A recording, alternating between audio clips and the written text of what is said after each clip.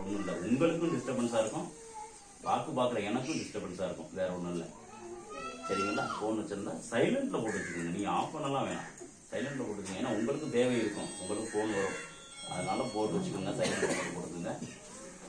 என்ன எதுக்கு கொடுக்குறாரோ அதை மட்டும் சரியாக பயன்படுத்துங்க. நான் ஏன்னா இதை திரும்ப திரும்ப முன்மொழிகிற மாதிரி இருக்குது, அதாவது ஓயாமல் நான் சொல்கிற மாதிரி இருக்குது. அப்படியெல்லாம் சொல்ல எனக்கு விருப்பம் இல்லை. ஏன் அப்படி சொல்கிறேன்னா, அதாவது என்னதான் நம்ம வாக்கு பார்த்துட்டு எல்லாருக்கும் நம்ம இறைவன் மூலியமாக சொன்னாலும் அந்த கருத்தை வாங்குறாங்க, ஆனால் அதை செயல்படுத்த முடியல. திரும்ப என்ன பண்ணுறாங்கன்னா எனக்கு ஃபோன் பண்ணுறாங்க, ஐயா எனக்கு எப்படி பயன்படுத்தணும்னு தெரியல அப்படின்னா. நான் எனக்கு என்ன ஒரு ஆளுக்கு வாக்கு சொன்னால் பரவாயில்ல, நம்ம இருக்க எல்லாருக்கும் சொல்லிக்கிட்டு இதை எல்லாருக்கும் எப்படி சொல்கிறாருன்னு நம்மளுக்கு தெரியல. அப்போ நானும் ஒரு புத்திமதிப்பில் அதுக்கப்புறம் என்ன சொல்கிறது, இது கொடுத்துருப்பாரோ சரி அதை அப்படியே பயன்படுத்துங்க, இது கொடுத்துருப்பாரோ இதை எப்படி பயன்படுத்துங்க, இப்படி நான் சொல்ல வேண்டியிருக்கு, வேறு வழி இல்லை.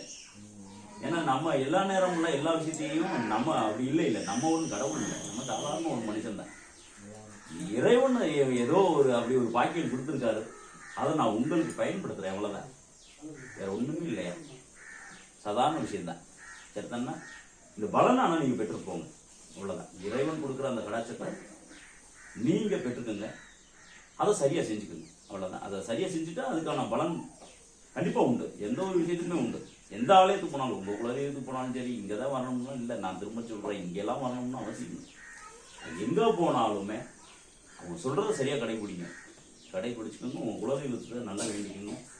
கண்டிப்பாக இறைவனுடைய அனுகிரகம் எல்லாருக்கும் உண்டு, எல்லாருக்குள்ளேயும் இறைவனும் இருக்காரு. அதை தன்னை உணர்ந்துட்டா எல்லாமே வெற்றி தான், வேற ஒன்றும் இல்லை. பார்ப்போம், சொல்கிறத கடைபிடிங்க. வேகமாக முதல்ல நிற்கிறீங்கன்னா நீங்கள் அருள் வந்துடுச்சுன்னா சட்டுன்னு கீழே விழுந்துருங்க. அடுத்து ரெடியாக இருக்கிறவங்க இவங்க விபூதி வாங்கின உடனே நீங்கள் அடுத்து கீழே விழுந்துருங்க. அது ஏன்றது அந்த விஷயத்த நான் பல முறை இந்த இடத்துல சொல்லியிருக்கேன், இருந்தாலும் நான் திரும்ப சொல்கிறேன். அதாவது இறைவன் ஒரு இடத்துல இருக்க மாட்டார், அவர் நான் தான் இழுத்து தான் கூப்பிட்றேன், அதாவது கூப்பிட்டு தான் நம்ம வாக்கி சொல்கிறோம். அப்போ அவர் போயிடுவார், ஒருத்தனுக்கு முடிஞ்சிருச்சு அப்படின்னா அவர் கிளம்புங்க, அவர் வாட்டில் கிளம்பு. ஏன்னா ஒருத்தன்னா பரவாயில்ல, உலகத்துக்கெல்லாம் போய் தான் சொல்லிக்கிட்டு இருக்காரு. இப்போ இதே மாதிரி இதே நாளில் எத்தனையோ இடத்துல வாக்கு சொல்லிக்கிட்டு இருப்பாங்க, எத்தனையோ இடத்துல இந்த கருப்பன் பேரு, ஆனால் பல ரூபங்களில் பல உருவங்களில் பல பெயர்களில் பயன்படுத்திக்கிட்டு இருக்காங்க. அப்படின்ற போது ஒவ்வொரு இடத்துலையும் அவர் போய்கிட்டு இருப்பார்.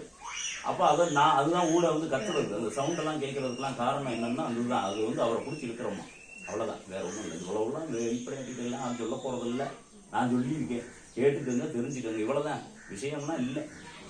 டக்குன்னு விடுங்க, சடனாக உங்களுடைய அருளை பெற்றுக்கோங்க. முதல்ல இறைவனை பாட விடுங்க, அதுக்கப்புறம் உங்களுக்கு ஒரு வேலை உங்கள் தேவைகள் இருக்குது, இல்லை எனக்கு ஐயா இதுக்கும் பதில் சொன்னால் நல்லா இருக்கும் அப்படின்னா அப்போ நீங்கள் உங்களுக்கு வீட்டு வைக்க போகும்போது கேளுங்க. முதல்ல இறைவனை சொல்ல விடுங்க, அதுக்கு ஆமாவா இல்லையான்ற தகவலை கொடுங்க. அதாவது ஐயா சரிங்க ஆமாங்க அப்படின்னு சொல்லுங்க, இறைவன்டாவும் கேட்க போறீங்க. நான் இல்லை, திரும்ப சொல்லிட்டேன், நான் இல்லை.